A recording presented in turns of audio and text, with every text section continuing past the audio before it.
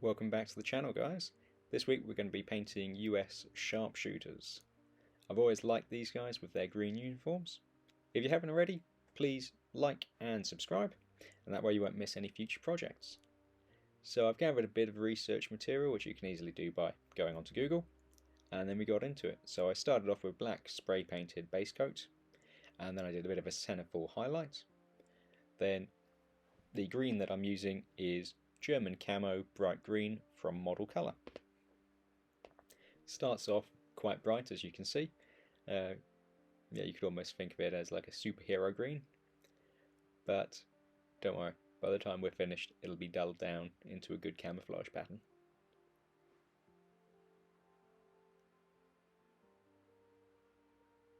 So I've kind of gone, in this video we're doing a stand of sharpshooters in sort of standing formation.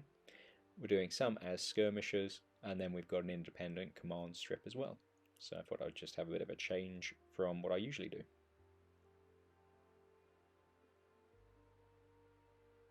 Then we're going to use leather brown from Game Colour to do the boots, because in most of the source material the boots and gaiters are a light brown colour.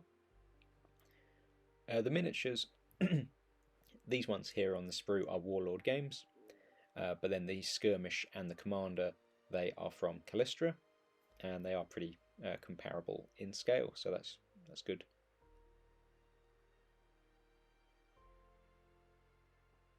With the Callistra ones, you tend to find they the ones I've got anyway are more in shooting poses, so they're leaning forwards or crouching or kneeling, whilst the whilst the Warlord Games are tending to be more of an upright marching posture, but that doesn't really matter because they all look pretty similar. Next we have the muskets, or rifles, I guess these ones would be, and we use chocolate brown, which is again from Model Colour for these.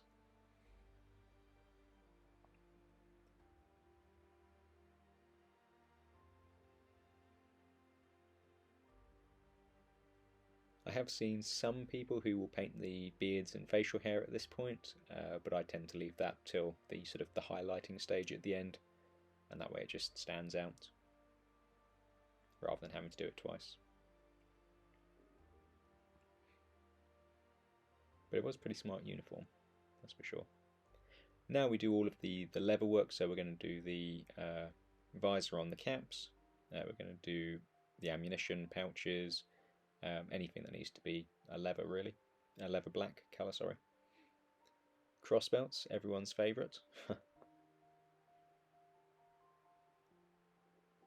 But luckily this game colour black does come out slightly shiny, slightly glossy I should say, and so it does go quite nicely for the leather work that you can see on their belts.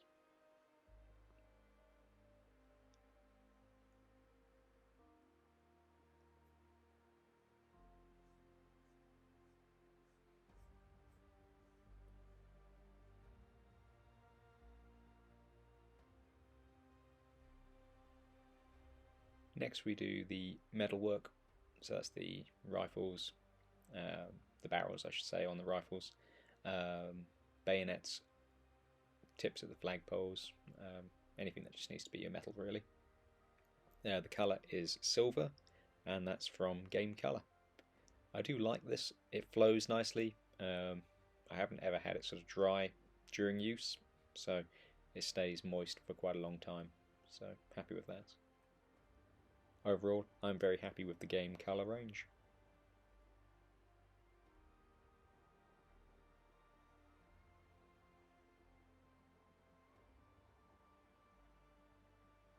But yeah, there's our skirmishers and our commander, so a little bit of silver onto them as well.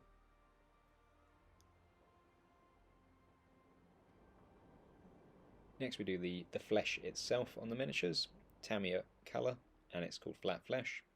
As I always say in the videos, if you're going to use this one, make sure you have a little bit of flow improver to hand, and that way you can just keep it usable. Otherwise it does have the tendency to dry out quite quickly and or go gloopy on the miniature, so just keep that in mind. But it does give you a nice colour. It's a nice rich flesh colour.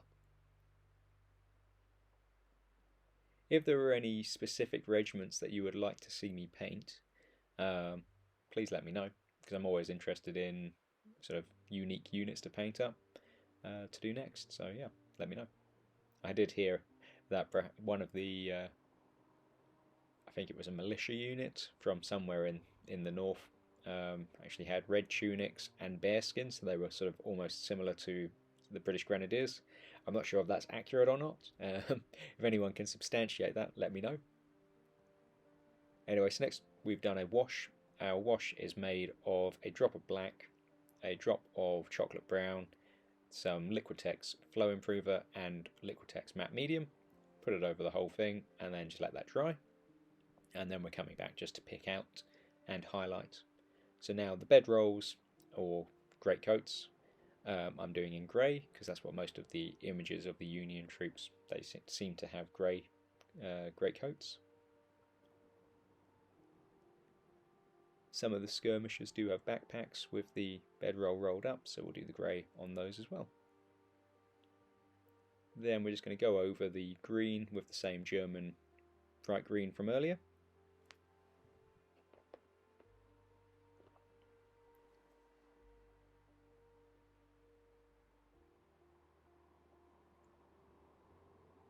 But again, we're just picking out the edges, not doing the whole thing, just to give it a little bit of highlighting.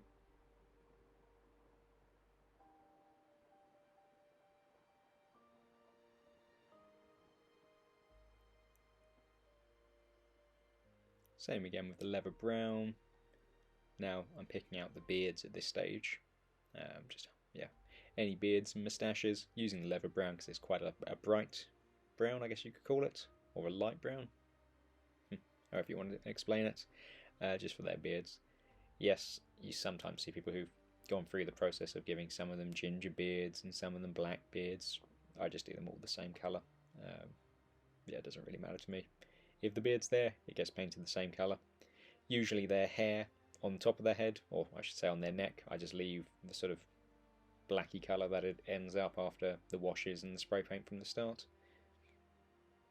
Just because I can't be bothered to do it, but occasionally I might do. Just depends how perfectionist I'm feeling at the time. Usually not.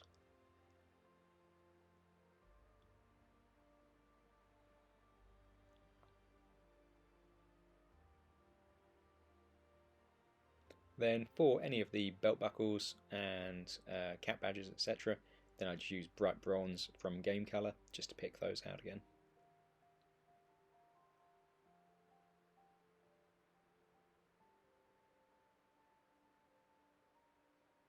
And I don't know about you, but I always find when I put the bronze in the final few little touches, which you could ignore, but I just find it just completes the miniatures and makes them just come to life. Even though it is often only a dot, basically. It just finishes it off. Again, it's not necessarily 100% accurate, but I do like the water bottles to be blue, so I do magic blue from Game Colour. I find it just breaks up the models and gives them a little bit of something, just to break up the uniform, really. Although I have seen some paintings, pictures, where there were blue canteens. I'm not sure if that was accurate or not, but yeah, let me know.